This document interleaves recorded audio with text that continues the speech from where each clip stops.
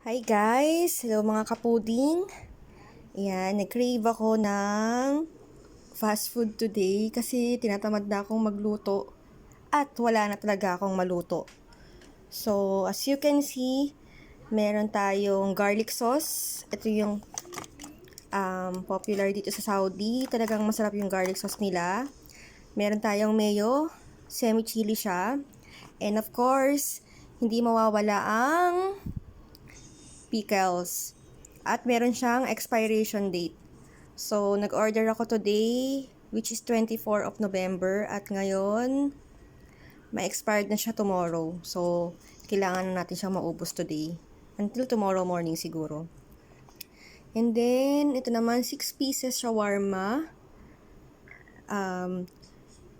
Pwede niyong orderin na marami. Merong tig 12 pieces, merong tig 9 pieces, and usually more than 20 pieces kapag sa mga groups.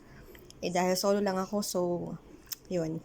Meron ting french fries, at masarap yung french fries nila kasi mataba siya. Hindi lang hangin. Mahalasahan mo talaga yung patatas. So, ito ay in-order ko sa Shawarmer. Favorite namin tong fast food. So, ito. So, sa halagang 22 reals. Nasa halagang, in peso, usually nasa 250 siguro siya. At meron din siyang 9 reals delivery fee. So, pwede na din